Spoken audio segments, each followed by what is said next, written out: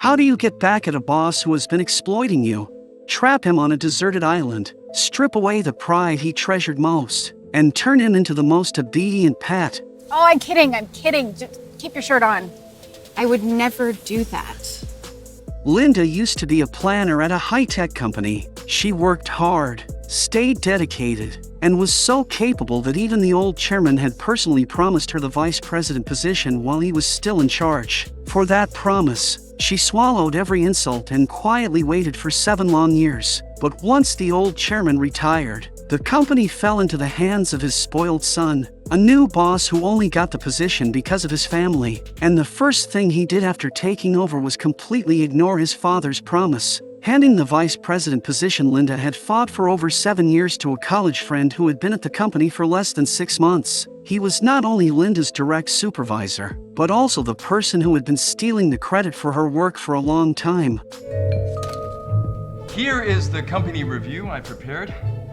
Linda spent her days buried in work, often taking only a few rushed bites of lunch before going right back to her tasks. Yet every proposal she spent weeks perfecting was calmly taken by him, placed under his own name, and used to claim all the credit. Unwilling to accept this, Linda finally gathered the courage to confront him, but because she was too nervous to wipe the lunch sauce from the corner of her mouth, her boss looked at her with pure disgust. When Linda accompanied him to a merger meeting, he deliberately played an old audition video of her from a wilderness survival reality show, using it to mock her with the people around him. Linda had been quietly working on the tasks he assigned, but when she saw herself being humiliated like that, even though rage was burning inside her, she could only pretend she had seen nothing in order to keep her job. Just as this endless workplace bullying reached its peak, fate suddenly hit the fast-forward button. The plane began shaking violently, and Linda quickly followed the flight attendant's instructions by fastening her seatbelt. But her foolish and arrogant boss laughed at her, saying seatbelts were for cowards. Before he could even finish speaking, lightning struck the private plane, and several people who had not fastened their seatbelts were swept out of the aircraft along with their piercing laughter. In the chaos, the supervisor who had always stolen Linda's work tried to drag her down with him, desperately pulling at her from her seat. In a moment of panic, Linda grabbed a fallen dinner fork near her feet and barely managed to break free.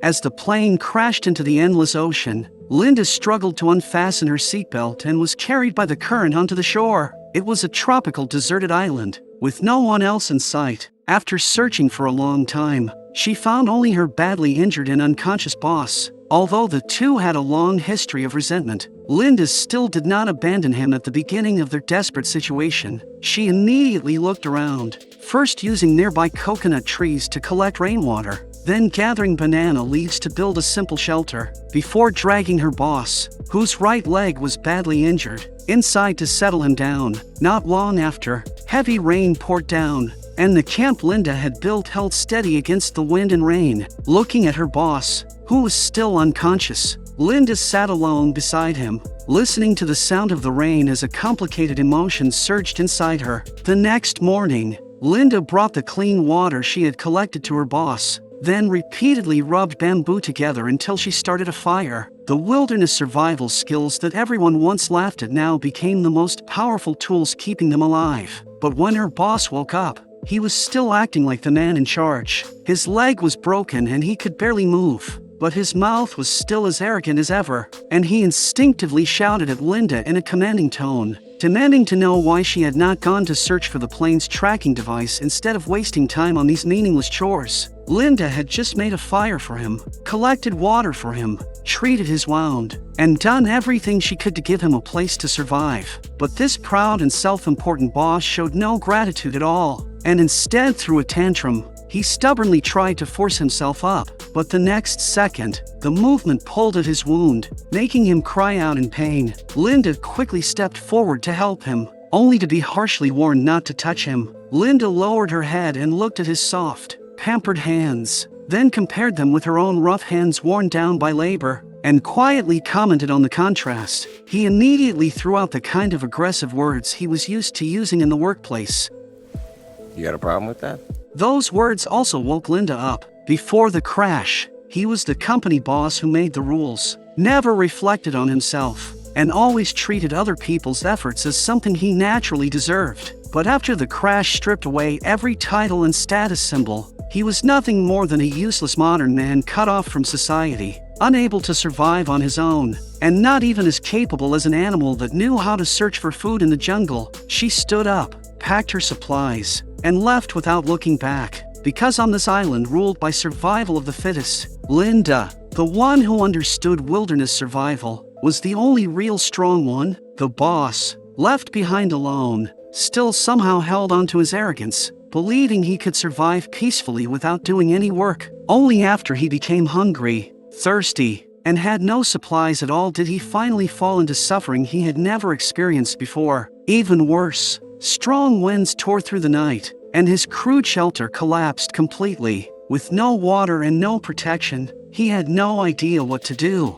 and after struggling through the storm all night, he finally passed out from severe dehydration. In the end, it was the soft-hearted Linda who returned once again and slowly fed water to his mouth. When the boss finally opened his eyes, he at last recognized the cruel reality. The harder he tried to maintain the dignity of a successful man, the more ridiculous he looked in front of the brutal instinct to survive. In the days that followed, the boss began quietly watching Linda's every move. When he saw her excitedly sharpening hunting tools, a strong sense of unease suddenly rose in his heart. Linda had found signs of wild boars and planned to enter the mountains to hunt for food. But the boss feared that if Linda got into danger alone, he would lose his only support. So he quickly tried to stop her. But by this point, Linda had already had enough of the suffocating schemes and power games of the workplace, and only wanted to live again in a world that actually suited her. She picked up her handmade hunting tools and walked straight into the dangerous jungle. Using the wilderness skills she had built over time, Linda hunted down a violent wild boar all by herself. And even when her body was covered in animal blood, she showed no fear at all, feeling only a nearly wild sense of relief. That night, the two of them ate their first cooked meal since being stranded on the island, and Linda ate with deep satisfaction. With the confidence from her successful hunt, she kept expanding the area she explored in the jungle and unexpectedly found a natural waterfall, finally solving their drinking water problem for good. Linda then took a refreshing bath, washing away the dirt and exhaustion covering her body. Suddenly, the sound of a yacht engine came from not far away, and she instinctively wanted to call for help. But reason stopped her at once. She had only just adapted to this free jungle life, and she did not want to return to a workplace where she was pushed aside and mentally suffocated at every turn. So she hid behind a large tree and silently watched the boat gradually disappear. When Linda returned to camp, she had already made up her mind, carrying a backpack woven from vines and looking relaxed and at ease. To the boss watching from the side, this scene was especially irritating. They were both trapped on the same island, yet he could not eat well, sleep well, or recover from his leg injury, while Linda seemed to be on vacation, humming casually as she explored everywhere. The huge difference between them finally made the resentment in his heart explode. He forcefully demanded that Linda build a bamboo raft so they could leave the island as soon as possible, but Linda firmly refused, saying the wind and waves at sea were too dangerous.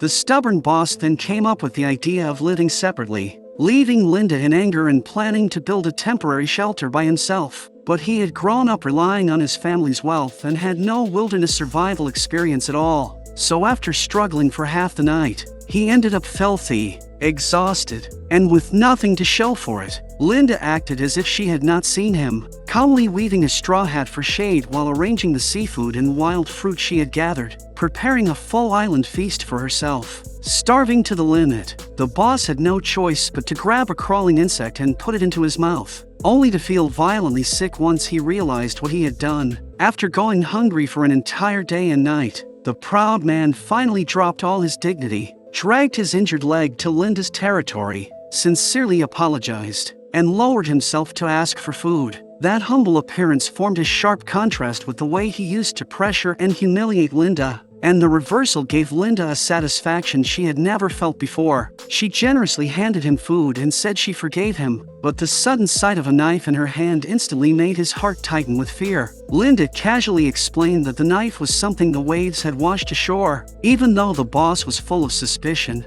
hunger forced him to lower his head and endure it. Seeing his legs slowly recover, Linda planned to take him around the island, help him get familiar with the environment, and teach him to adapt instead of constantly thinking about escape. The two walked into the jungle together, climbed to the top of a cliff, and looked out across the endless sea, but there was no sign of any passing ships. At that moment, Linda kindly warned him that the area on the other side of the camp was extremely dangerous, covered with deadly poisonous vines, and that he should never enter it carelessly. After saying this, she patiently taught him how to recognize edible wild plants, even applying plant juice to her own skin to test whether it was poisonous. Seeing Linda's skin quickly turn red from an allergic reaction, the boss jokingly said that from now on, breakfast would no longer come with berry jam. Linda laughed softly, and for the first time, she saw a humorous and relaxed side of him. On the way back, a rock suddenly loosened under Linda's foot, and her body fell straight toward the cliff. At the critical moment, the boss, who had always acted superior, reached out without hesitation and pulled her back. In that moment, Linda's view of him quietly began to change. As they spent every day together, the guard between them slowly melted away, and they occasionally dropped their masks and spoke honestly from the heart. One night, the boss sat by the sea and slowly talked about his painful childhood, saying he had lived his whole life under the shadow of a controlling father and had never truly been free, while also admitting that he hated the person he had become. Moved by his honesty, Linda also calmly opened up about herself. She said she had always been lonely and had once kept a small bird to ease that loneliness. She had also been in a 10-year marriage that made her deeply unhappy, with a husband who drank every day and showed her no real warmth. As their marriage grew colder, one night she handed her husband a drink and let him drive away after drinking, which eventually led to an accident, and her husband never came back. After revealing this dark secret that no one else knew, Linda's emotions became hard to calm, and she even said that perhaps the two of them should never leave this island. But when she woke up the next morning, the boss had already prepared a generous meal. Linda, who had already begun developing strange feelings for him, ate while imagining a future where the two of them stayed on the island together for a long time. But before long, her vision blurred, her body weakened, and she collapsed straight to the ground. The boss beside her looked calm, as if he had expected this all along. He quickly brought out the bamboo raft he had secretly built, took all of Linda's supplies, and focused only on returning to his original world to reclaim his wealth, power, and glamorous status. He had no desire to remain trapped beside a woman whose mind had become so obsessive.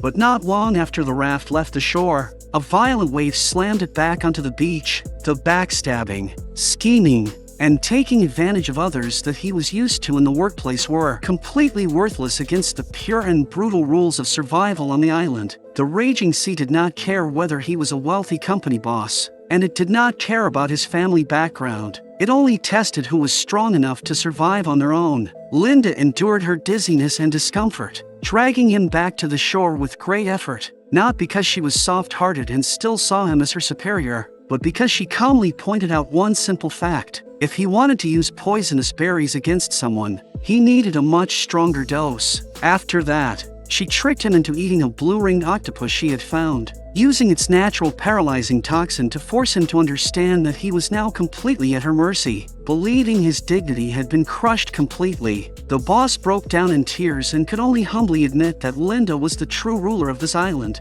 Fortunately, he still had a trace of conscience left, and Linda ultimately did not carry out the revenge she had once imagined. After this incident, Linda also realized that she had become addicted to the feeling of controlling everything. A few peaceful weeks passed, until one day, a small boat appeared on the sea, and the person who arrived was the boss's fiancé. After the plane crash, she refused to believe that her fiancé had died, so she paid for a guide and a boat herself, searched the entire sea area, and finally found this deserted island. But Linda had already grown used to living as the unquestioned authority here. and she had no desire to return to the city and become an ignored low-level employee again. She forced out a smile, but her expression was stiff and awkward, making her look more like she was about to cry. The woman, desperate to see her fiancé, did not notice anything strange and trusted Linda completely as she followed her forward. Linda pretended to lead the way, deliberately guiding her toward a dangerous cliff with no way out. In the end, Linda returned to the camp alone, looking lost and disturbed, and her unusual state quickly made the boss suspicious. When he went out to investigate, he found a grim piece of evidence on the beach, along with the engagement token he had once given to his fiancée. Connecting this with Linda's strange behavior lately, the truth became clear in an instant. He rushed back to the camp like a madman and angrily demanded that Linda explain everything. Seeing that the truth had been exposed, Linda instinctively reached for the knife at her waist to defend herself. But the boss had already been prepared. In the panic, Linda turned and rushed into the dense forest, and the two struggled violently among the trees. During the fight, Linda was injured, but she fought back with everything she had, biting the boss and taking the chance to snatch the diamond ring before swallowing it. Completely enraged, the boss lunged at her and pinned her down, reaching toward her face, while Linda managed to grab the knife and wound him. Injured and frustrated, the boss staggered to his feet and desperately fled into the poisonous vine area Linda had warned him about. But after stepping inside, he suddenly saw a luxury vacation villa that looked completely out of place in the primitive jungle. After a brief moment of shock, he rushed inside, thinking he had found a place to survive, drinking water in large mouthfuls to recover his strength. He searched the entire villa but could not find any weapon to protect himself. At that moment, Linda's voice came through the villa's security speaker, and the full truth was finally revealed. It turned out that the boat Linda first saw near the beach was a supply boat that regularly delivered goods to the villa. She had secretly followed it, figured out the villa's access code, turned off the security system in advance, and every few days, she came to this so-called forbidden area to eat, rest, and enjoy herself. Afterward, she would return to camp and continue pretending to be a weak wilderness survivor, tricking the boss into eating roots and raw food. Her methods were exactly like the fake and manipulative face the boss used to wear at company events. The knife at Linda's waist was never something washed ashore by the waves. It had always been a kitchen knife from inside the villa. While the boss searched everywhere for her, Linda calmly revealed the truth. His fiancée's death was no accident, but the result of a plan she had carefully arranged. The furious boss searched everywhere for a weapon, planning to fight Linda to the end. But the next second, Linda slowly appeared with a hunting rifle, terrifying him so badly that he dropped to his knees and begged for mercy. Through tears, he listed all his past cruelty, selfishness, and the ways he had pushed others down, admitting that he had been a terrible person. But in the next moment, he changed his tone again, claiming that it was Linda's control and companionship during these days that had saved him from becoming even worse. Without wealth, status, or any of the shine that once protected him, he had nothing left and could no longer control Linda at all. Linda remained unmoved from beginning to end, but in his panic, the boss once again said the wrong title for the position Linda should have been promoted to,